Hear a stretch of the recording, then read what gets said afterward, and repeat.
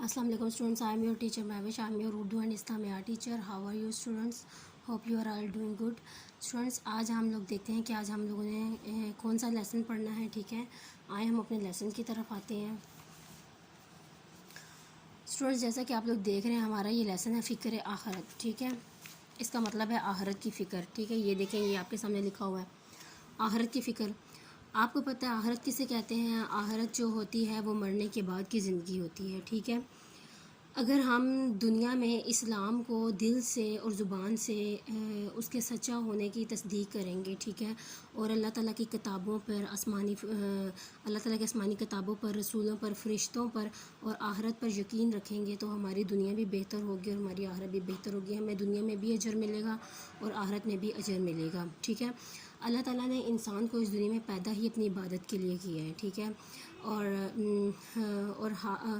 अपने रसूलों को और इंसान को एक ख़ास मकसद के लिए भेजा है ताकि वो बस दुनिया में अल्लाह ताला की इबादत करे, रसूलों पर, फ़रिश्तों पर, जो आखिरत के दिन पर, इन पर ईमान रखें. आपको पता है कि आखिरत वो होती है ना कि जब हम लोग यानी कि मर जाएंगे, जब हम लोग मर जाएंगे, मरने के बाद की ज़िंदगी आखिरत को कहते हैं. जैसे हम लोग कब्र में चले जाएंगे, फिर हमारे लिए क़यामत आएगी. हमारे पहले हमें अपने अमाल का हिसाब किताब कब्र में देना होगा. ठीक है, वो हमारे दो फरिश्ते होंगे किरामन कातिबीन, जो हमारे जिन्होंने हमसे कब्र में हिसाब किताब लेना है.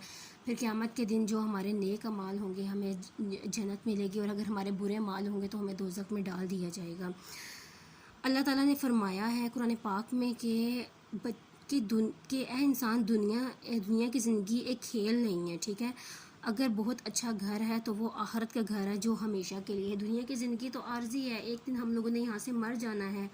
यहाँ पर आजकल हम लोग दुनिया की लालच में लगे हुए हैं कि हम लोगों ने ये खाना है, ये पीना है, इतना कमाना है, यहाँ पर खर्च करना है, लेकिन हमें आखिरत की फ़िक्र नहीं है. आखिरत की फ़िक्र हम तब भी करेंगे जब हम अल्लाह ताला पर ईमान लाएंगे, अल्लाह ताला को किसी के साथ शरीक नहीं ठहराएंगे और मोहम्मद सल्लल्लाहु अलैहि वसल्लम को आखिरी नबी मानेंगे. उन्होंने जो हमें हिदायत की है कि मतलब नमाज़ पढ़ना, रोज़ा रखना, कुरान पाक की तिलावत करना और हज जिस लोगों पर फ़र्ज़ है वो हज करें और ज़कात दें.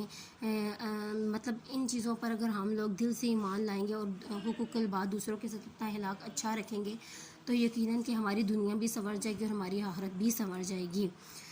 इसी तरह हमारे नबियों ने अपनी आखिरत को बेहतर बनाने के लिए उन्होंने दिन रात इबादतें की हैं. ठीक है, अपने नबी पाक सल्लल्लाहु अलैहि वसल्लम की कई बातों पर उन्होंने अमल किया है. इस वजह से उनकी दुनिया में भी उनको अजर मिला और उनको आखिरत में भी अजर मिला. ठीक है, इसलिए आए हम क़यामत का वो दिन होगा ना कि जब हज़रत इसराफ़ील अलैहिस्सलाम होंगे. क़यामत ऐसे है कि जब वो सूर फूंकेंगे और इतनी भयानक आवाज़ होगी कि लोग इससे खौफज़दा हो जाएंगे और पूरी जो दुनिया है वो तबाह व बर्बाद हो जाएगी, फ़ना हो जाएगी, ज़मीन फट जाएगी, सूरज नीचे आ जाएगा और एक तांबा बन जाएगी ज़मीन. पहाड़ जो है वो उड़ने लगेंगे, पहाड़ रुई की गालों की तरह उड़ेंगे, रुई बन जाएंगे, यानी कि दुनिया का निज़ाम दरहम भरम हो जाएगा उस दिन. फिर ये क़यामत का दिन होगा.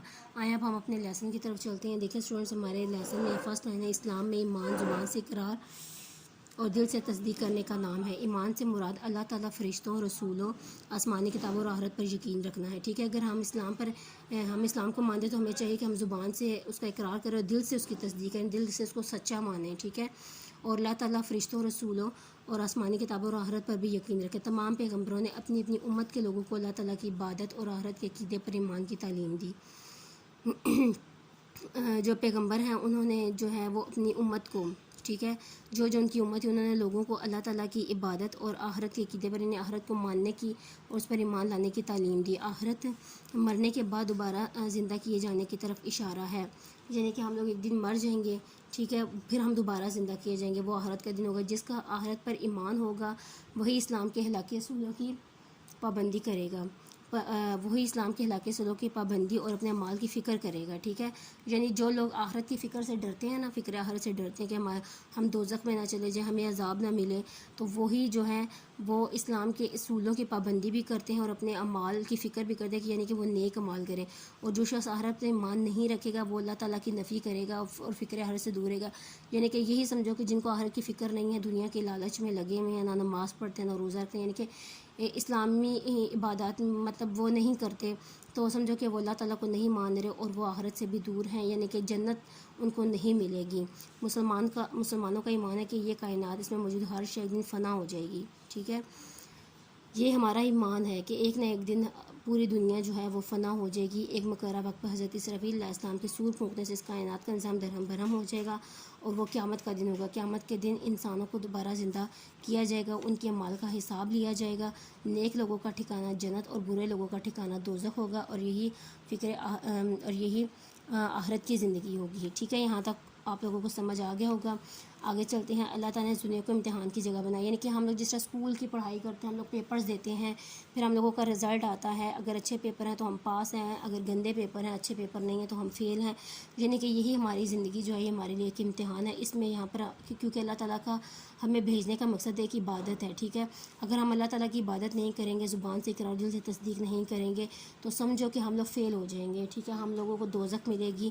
اگر ہم لوگ ان ساری باتوں پر دل سے، زبان سے اقرار کریں گے، اس کی تصدیق کریں گے، تو پھر اس کا مطلب ہے کہ ہم لوگ پاس ہو جائیں گے، ہم لوگوں کو جنت ملے گی۔